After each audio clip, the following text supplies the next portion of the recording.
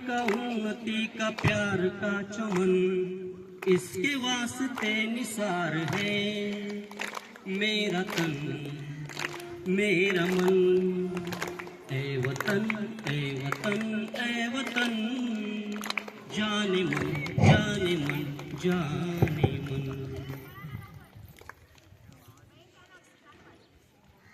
जसे आपल्याला जगण्यासाठी हव्याची आवश्यकता असते, त्याप्रमाणे आपल्याला समाजामध्ये वावरण्यासाठी नियमांची कायद्यांची आवश्यकता असते।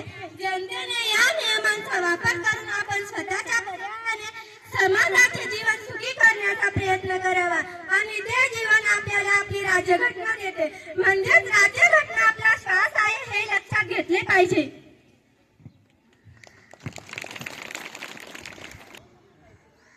काय करू देवा, माझे मजूरचे पैसे त्या माणसाने दिले नाहीत, कसे जगू, माझ्या लेकरा बाळांना कसे जगू, कोणाकडे जाऊ, या जन्मात तरी मला न्याय मिळेल का याची मला शंका आहे।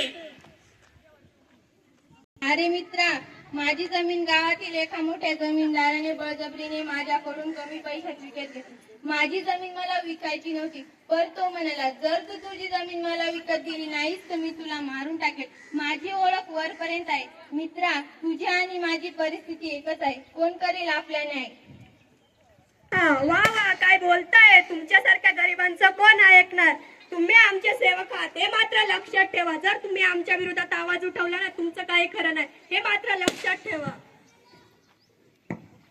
हा अन्याय पाहून खूप वाईट वाटले। शेतकरी आपल्या जगाचा पोशिंदा व कामगार, या शेतावर काम करणारे खरे मालक असतात, पण त्यांना एवढा मोठा अन्याय सहन करावा लागतो। मनात आणले तर सर्व व्यक्तींना एक दिवस आराम किंवा सुट्टी घेण्याचा अधिकार आहे, पण शेतकऱ्याला सुट्टी घेऊन जमणार नाही। मग या गरीब माणसांचा आवाज ऐकणारा कोणी आहे की नाही? आपले काहीच अधिकार नाहीत का? असेच जर असेल तर आपली व पर्यायाने देशाची प्रगती होणार तरी कशी? अशा वेळी पुढे येते ती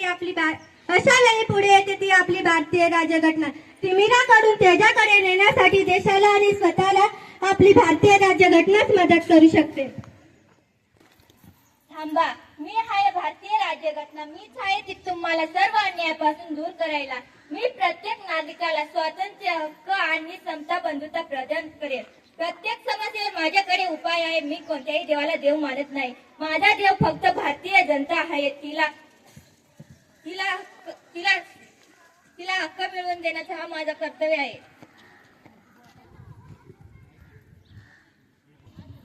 मी आहे भारतीय अपनारी, भारतीय पुरुष प्रधान संस्कृती, मला आहे दुय्यम स्थान। मलाही इतरांप्रमाणे अधिकार मिळतील का? का नाही, स्त्रीला आपली प्रगती करण्याचा पूर्ण अधिकार आहे। माझ्या मतानुसार ज्या देशाची स्त्री शिकली त्या देशाची प्रगती झपाट्यात असे समजावे। पण तुम्ही म्हणतात मलाही काही अधिकार आहेत, तर कोणते आहेत ते मला समजायला हवे। नक्कीच तुला ते पूर्ण अधिकार समजतील।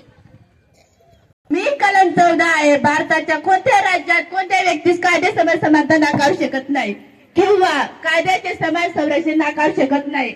कायद्याच्या दृष्टीने कोणी श्रेष्ठ किंवा कनिष्ठ नाही। राजा, मंत्री, अधिकारी, सामान्य नागरिक सर्व कायद्यासमोर समान आहेत, कुणालाही विशेष अधिकार नाही। जय हिंद। परंतु आम्हाला कधी कधी भेदभावाच्या दृष्टीने पाहिले जाते, त्यावर देखील उपाय सुचवला आहे। कलम 15 आहे। कलम 15 आहे समतेचा अत्यंत महत्वाचा आधारस्तंभ आहे। हे कलम सामाजिक, धार्मिक, जाती व लैंगिक भेदभावाला घटनात्मक पातळीवर बंदी घालते आणि समाजातील न्याय व समावेशक लोकशाहीचे मूल्य दृढ करते। जय हिंद। अहो संविधान माता, माझ्यावर जो अन्याय झाला आहे त्याचे उत्तर आहे तुमच्याजवळ का आम्ही असेच वाऱ्यावर सोडले जाऊ? कधीच नाही, तुम्ही तर भारताचे आधारस्तंभ आहात, तुम्हाला वाऱ्यावर सोडून कसे चालेल? तुम्हाला संरक्षण देण्याचं काम मी संविधानात केले आहे, तो अधिकार तुम्हाला माहित झालाच पाहिजे। मी कलम 23 आहे। शोषणाविरुद्ध मूलभूत अधिकार देतो। मानव तस्करी व बेघर सक्तीचे श्रम यावर पूर्ण बंदी घालते। व्यक्तीच्या स्वातंत्र्य व मानवी प्रतिष्ठेचे संरक्षण करते। दुर्बल व गरीब घटकांसाठी आर्थिक सामाजिक शोषण थांबवते। एकंदरीत शोषण मुक्त व न्यायाधिष्ठित समाज निर्मितीसाठी अत्यंत महत्त्वाचे कलम आहे। जय हिंद।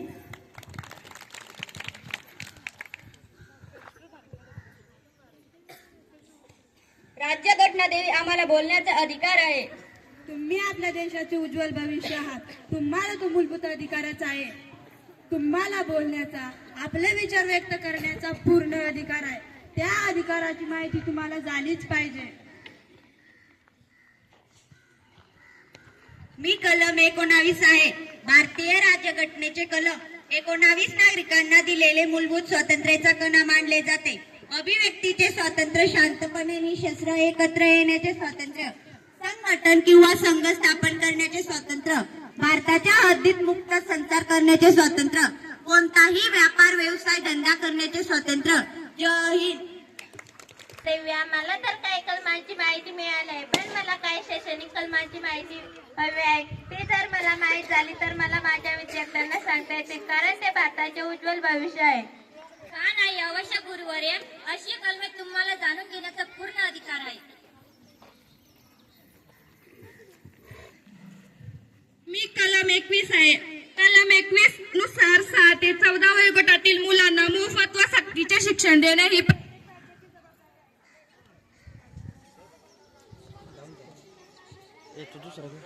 जीवन व वैयक्तिक स्वातंत्र्यापासून वंचित करता येत नाही. हे कलम मानवी हक्काचे मूलभूत आधारस्तंभ मानले जाते.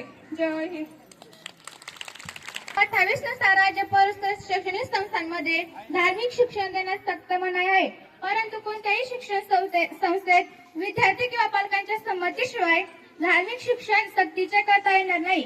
म्हणजेच हे कलम भारताच्या धर्मनिरपेक्षतेचे संरक्षण करते आणि शिक्षण व धर्म यांच्यात योग्य संतुलन राखते. जय हिंद.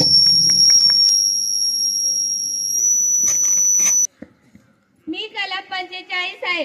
हे कलम राजाच्या मार्गदर्शन तत्वामध्ये येते. या कलमानुसार राजाने 0 ते 6 वयोगटातील बालकांसाठी प्रारंभिक बाल संगोपन व पूर्व प्राथमिक शिक्षणाची व्यवस्था करावी असे निर्देश दिले आहे. म्हणजे कलम 45 हे बालकांच्या सर्वांगीण विकासाची मजबूत पायाभरणी करते. जय हिंद. हे कलम राज्याच्या मार्गदर्शक तत्वामध्ये समाविष्ट करण्यात आलेले आहे. या कलमानुसार राज्याने अनुसूचित जाती, अनुसूचित जमाती व इतर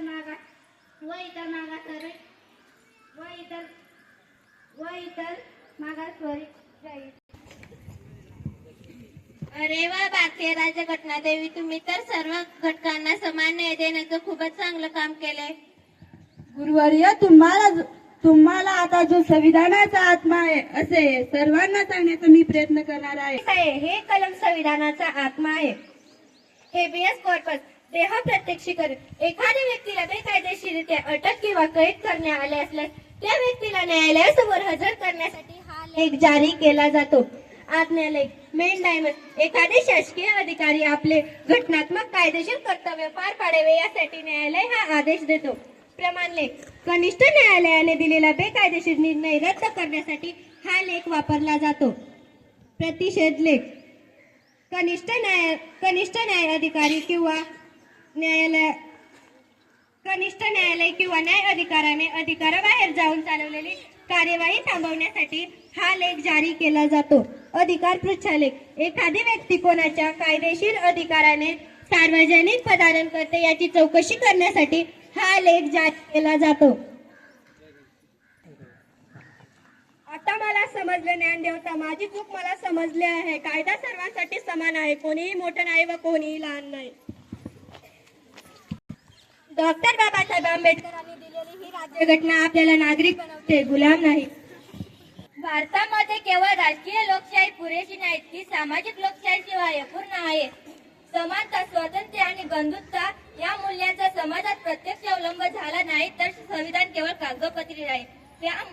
संविधान कितीही चांगले असले तरी ते अंमलात आणणारे लोक वाईट असतील तर ते अपयशी ठरेल. त्यामुळे चांगले राज्यकर्ते निवडा व मतदान करा.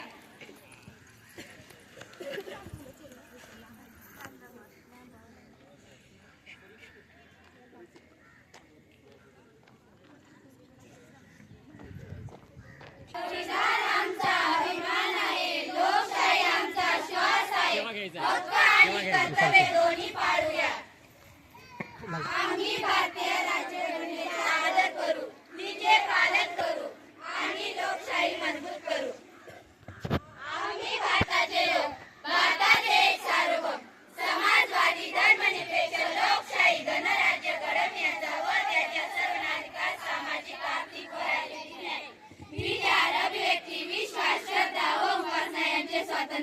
संधीची समानता निश्चितपणे प्राप्त करून देण्याचा आणि त्या सर्वांमध्ये व्यक्तीची प्रतिष्ठा व राष्ट्राची एकता आणि एकात्मता यांचे आश्वासन देणारी बंधुता प्रवर्धित करण्याचा संकल्पपूर्वक निर्धार करून आम्हाला विधानसभेत आज दिनांक 26 नोव्हेंबर 1949 रोजी याद्वारे हे संविधान अंगीकृत आणि अधिनियमित करून स्वतः प्रत्यर्पण करीत आहोत.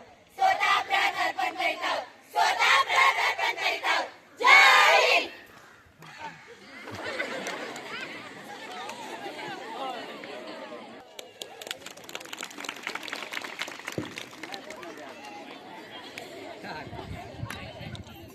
टाळ्या.